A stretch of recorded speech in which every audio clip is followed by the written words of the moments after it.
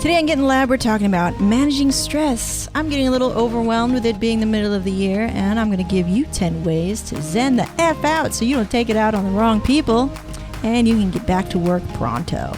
More on that in 3, 2, 1. Plato said, "Know thyself." It's not always easy, but it is necessary. This is Get in the Lab.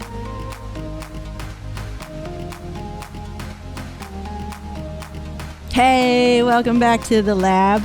My name is Megan. I run small little experiments to get big life personal goals, and then I tell you about it. So thank you for being here. I'm really lucky to have you here on the podcast. Like I said, we're going to talk about managing stress in a minute in the last segment of the show. That's how we do it. But first, let me give you a little quick life update, okay? Because that's what we do. As you can tell, we've got a little different setup here going on with the video podcast setup. We had to move everything upstairs because downstairs, just a lot of stuff going on. A lot of home improvement going on, which is great. It's fabulous. You know, the wife inside me is all getting giddy and stuff. You know, we're setting up our home. I wonder if I should create a sort of vlogging series, because I love vlogging, from like house to home, so I can document how that's going to take place. Because if you guys saw this house when I first moved in here, it was 2008. There was like white sheets everywhere. There was dirt and dust everywhere, just random shit in every corner. It was crazy. And now that we're trying to make this house into a home, it's doing some pretty magnificent things, which is a big deal for managing stress, which we'll talk about later on. Okay, so good things are going on. We've got 2 more weeks left till my sister and I, we fly out to Fort Worth, Texas to participate in Podcast Movement, the largest podcaster conference in the world. That's pretty big, right? So it's going to be pretty cool. I'm going to be talking about 3 ways that you can add video to your podcast, and not just simply like this. There's other ways that you can utilize video without having to do this whole kind of scary setup, okay?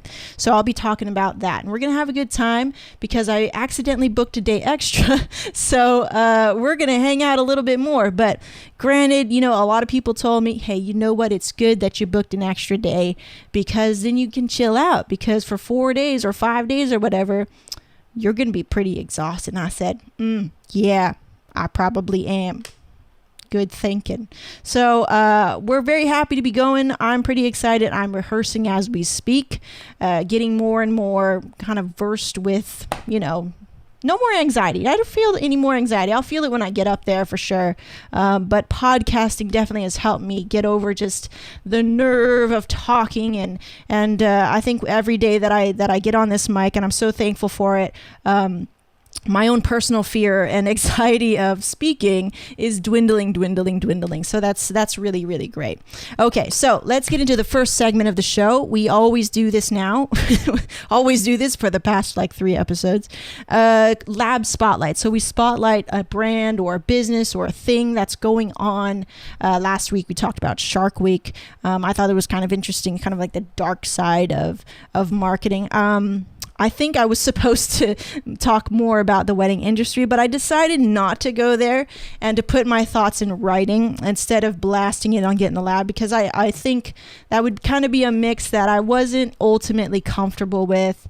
And I think the wedding industry is sensitive. So not that I was going to blast it or say bad things, but to generate the sort of discussion that I wanted to bring up, I think should be kept sort of to a minimum and not on this show.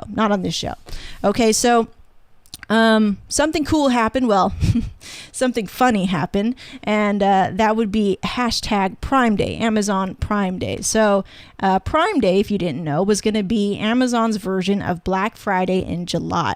And they were going to be outrageous sales, and they were hyping that shit up like all week long, and I was getting really, really anxious, like, oh my God, I'm going to get like hella deals and stuff like that. And I'm sure everybody thought that too. And here's the thing with Amazon Prime, okay? When you hype people up about anything, like every marketer does, they aim to get you emotionally invested, right? That way you're frantically checking your phone, right? All of you guys were checking your phone too, right? Wasting your time, as it was, apparently. Checking your phone, emotionally invested. And when we don't see that return, the reward, the awesome deals, I don't know what that would really be. We get disappointed, right? And sometimes we take like personal offense to it. I've seen like some crazy response to when Amazon's deals were, they almost personally, it looked like it personally offended some people. But I think it was all just like an entertainment, it's kind of funny thing. I think it's good. I think it's good that Amazon, did this during July and tried to promote a Black Friday during July. Did I think that they followed through and kept up their promises and that they hyped shit up? Yeah, they did. And that they didn't keep their promises of offering amazing deals. Yeah, I don't think they did. We got some deals. We came away with some spoils, but throughout the day, I was hooked to my laptop or my phone, and it kind of felt like for no reason. Right? So that build up and then let down ultimately results in a sort of now distrust that I have as a consumer in general with Amazon. And so I think that's interesting because Amazon has really built up a lot of trust throughout the years of offering the best value in terms of price. You're like, oh, I could get it on Amazon, right? And I don't have to pay, before we don't have to pay tax or shipping or something like that. Now we got to pay both. And so now we're kind of seeing a leveling out. I think we're going to see a leveling out of as a competition, and Amazon isn't always going to be the best place for you to get a deal. I think that the backlash from Amazon Prime Day is, yes, so we're going to have kind of a lower trust rate in Amazon as a retailer.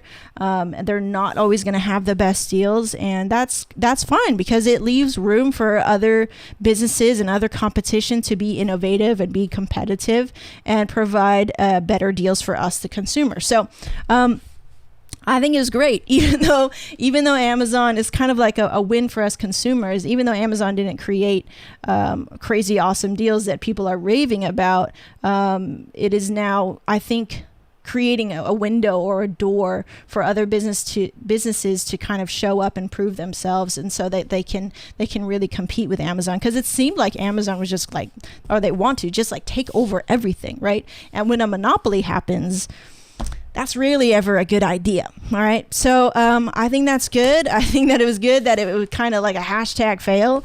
And it's something that the company itself can indeed learn from. So, yeah. that was our lab spotlight. I think it's definitely something to learn from. Did you guys pick up anything from Amazon Prime Day? We actually got an iRobot, that Roomba thing that vacuums your house for you. It's hilarious. I actually probably showing you a clip right now. But that's it. That's about all we got. And we were checking our phones and our tablets and our laptops all throughout. And it was just like, by the time 8 o'clock rolled around, it was like, nah, there's nothing. I mean, we gave up. But we hung on for quite some time. All right. So now it's time for the next segment of the show, the niche site update.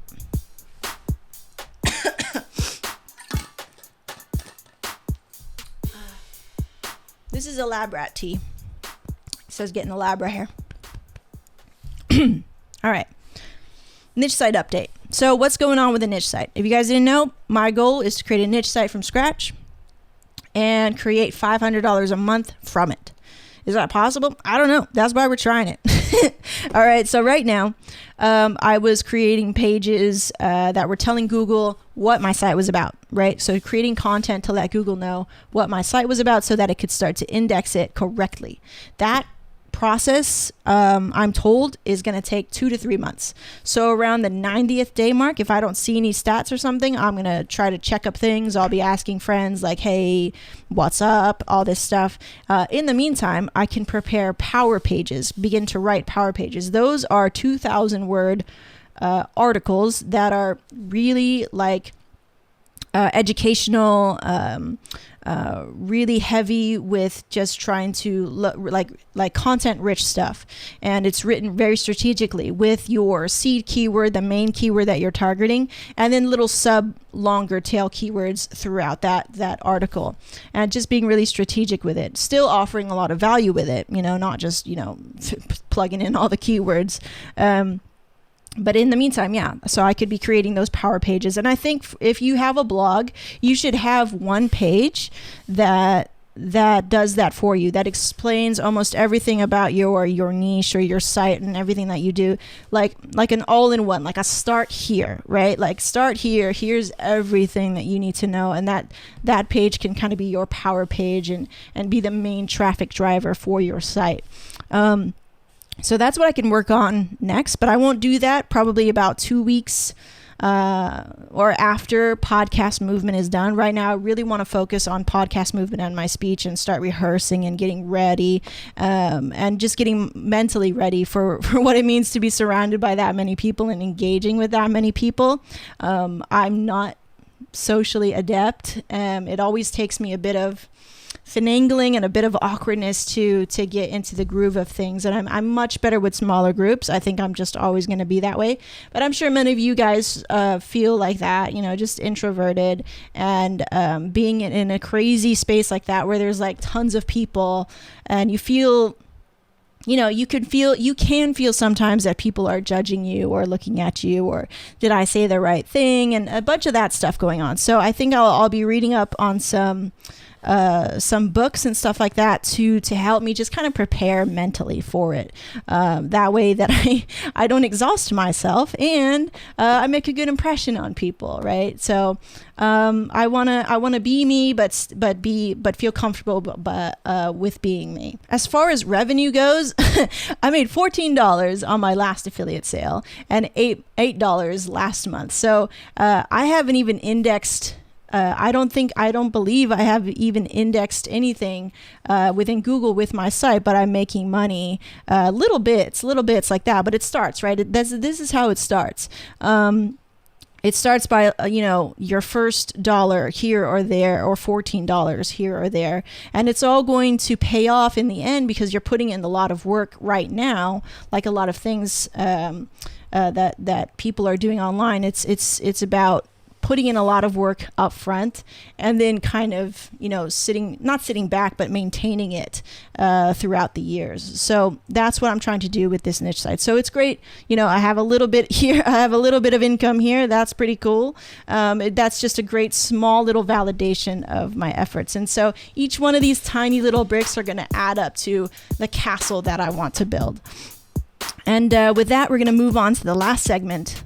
10 ways to zen out and manage stress. First of all, establishing a morning routine. I think it's really great if you can kind of control the beginning of your day. That's one thing that you really can control. You can wake up early. I'm an early riser. And then just take some time for yourself, however long that you need to take, whether that's 15 minutes or 30 minutes, or for me, it's like 2 hours. I need like 2 hours to myself. That is how, intense the me time can get in the morning. And I wake up really early. Nobody else is awake. I take care of my puppy. I always have a pot of black coffee being made or brewed, and I'll take that and I'll get on the internets, watch some YouTube videos, prepare some articles that I'm going to write. It's easier if you can set a routine for yourself in the morning, because you can manually set the compass for the rest of your day, right? So I think that's a lot better. If I didn't have the time to, spend some me time, at least like an hour for myself, it really puts me off in a weird way. So if you can establish a morning routine for yourself, that means that you can easily, just kind of set the gauge at which adventure you're going to take off into for the rest of your day, whether that's really an adventure or not.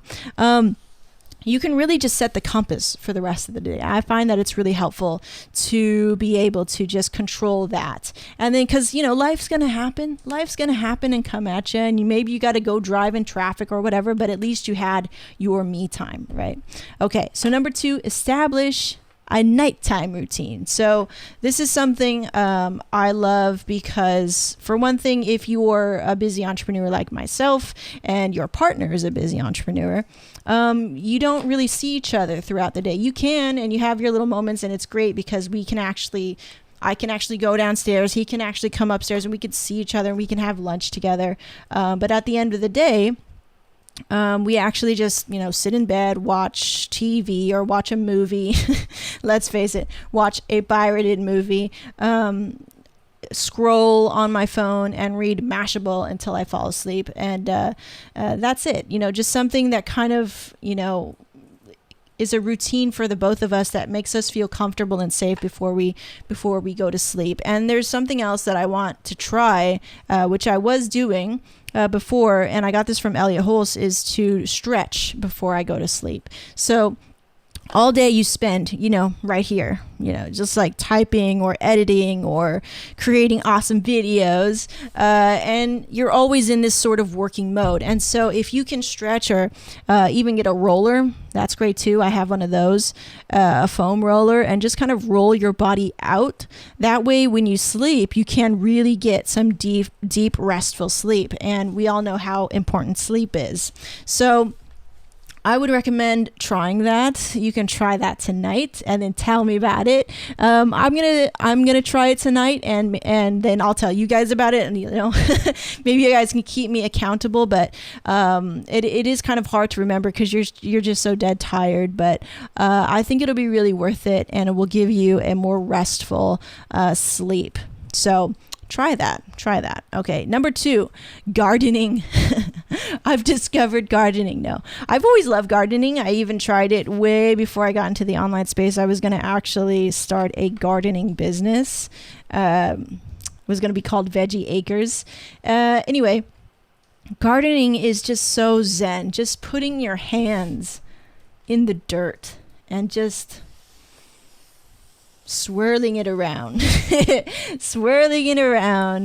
and just being there and touching the ground and being there with nature and just knowing that you're taking care of something. And I think that's really important because before, like I told you guys, this house was crazy. It was just a house. People stayed here. It was almost like a frat house because a bunch of college students lived here for a moment. But now it's becoming our home, right? We're getting married. We're starting our little, life together here in this home. And when I garden now, I don't just feel like I'm gardening. I feel like I'm taking care of our home. And when you nurture something like that, you also nurture your soul. When you nurture something else, I think in turn, it's like a mirror. You start to nurture kind of that's something that's inside of your spirit or something. I don't know. I just feel really good and relaxed after I have spent a little bit of time in the garden and maintaining it.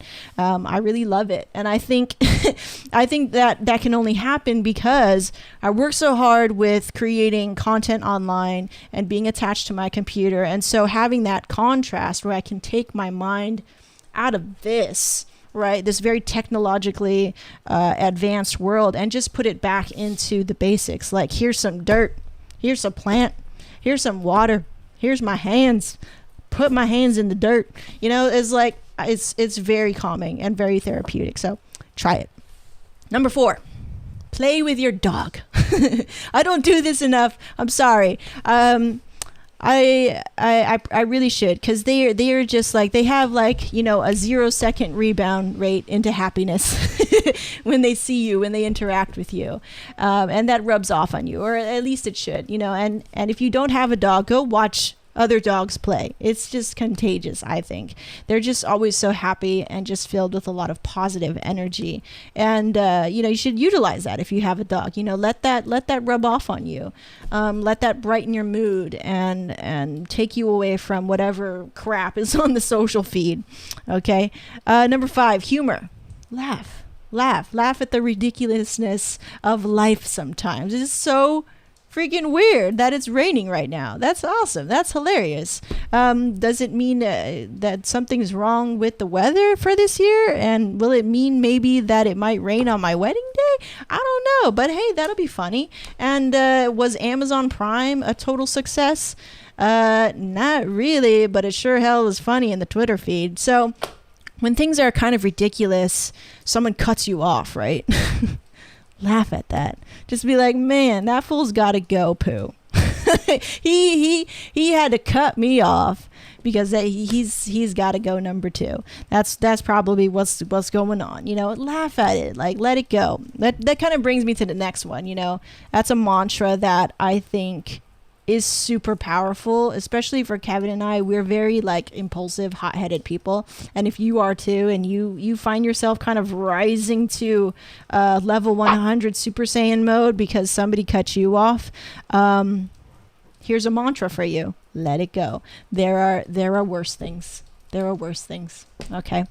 Number 7, have a plan.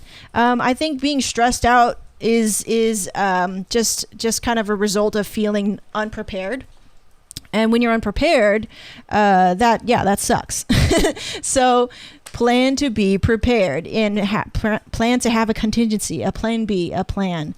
There's a lot of stuff that can go wrong throughout life. And if you have a contingency for those things, and maybe the contingency is, maybe the contingency is the mantra, let it go, right? So, but just saying that to yourself, makes you feel a whole lot better because you have a plan, even if the plan is, oh well, I missed out. Oh well, you know, something like that. Number 8, seeing the big picture. This was brought on by an Ask Gary V show that I saw recently. I was really touched by it because Gary was saying, you know, I always have a positive outlook on life because I have this gear, this ability to realize the big picture. And the big picture is like, in an instant, my wife or my children or my mom or my dad could be in a car accident or could contract a disease or could get a disease or could whatever, like very, very dark stuff, very serious stuff. And that could happen. That could happen anytime, but it hasn't. And every second that it doesn't happen, I'm so thankful for it. That just really stuck with me because it made me think like, yeah, like why do I work hard? You know, why do I do what I do? Is yes, it gives me a sort of purpose, but it's also so that I can come home to the people that I love and know that my parents are still together. And alive and healthy. My sister is alive and healthy. You know, most of my family members are healthy. And so when you can think about that big picture, all of the little stressors that you have in your life, and I understand like life is hard. It's hard.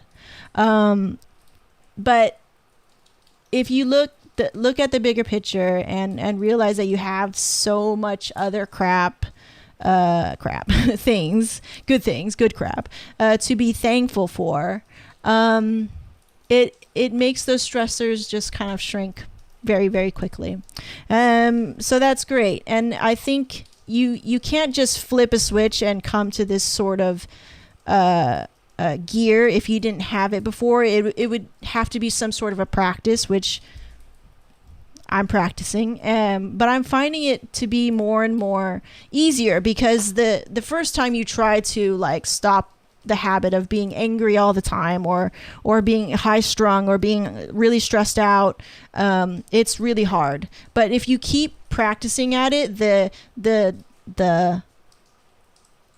amount the amount of time that it takes you to calm yourself down gets smaller and smaller and smaller to where like you've practiced so much that it's just second nature, that if somebody cut you off or if you were on a deadline, it's like, oh, I'll get it done. I have a plan, or I can, you know, think about the big picture. I can let that go. You know, you have in place tools, mental tools to help you get back on track and not freak yourself out, not stress yourself out and overwhelm yourself. Okay. So yeah, seeing the big picture, that's super helpful for me.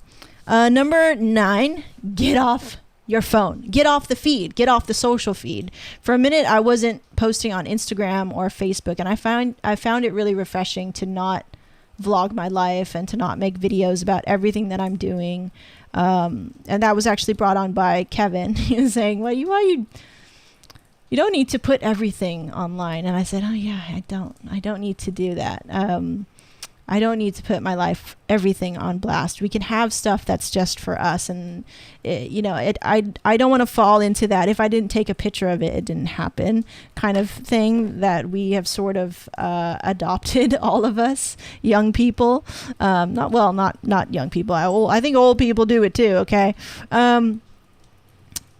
Stop creating content. Check out. Just walk away. For a little bit, like a week at least or something. I think that constantly feeding into the feed, or checking the feed, Instagram feed, Facebook feed, YouTube feed, it creates a sort of anxious behavior. How many likes did I get?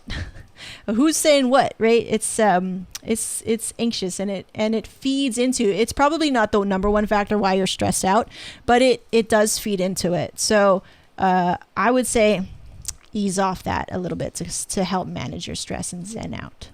All right. Number 10, my favorite way to de-stress.